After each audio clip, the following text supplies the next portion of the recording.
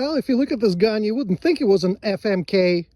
Well, this is my sub $300 FMK, which I decided to give a distressed look to. So let's see what we can do. Got an O-light on it. Let's see if it flies off or blows up on me. And we're at about 12 yards maybe.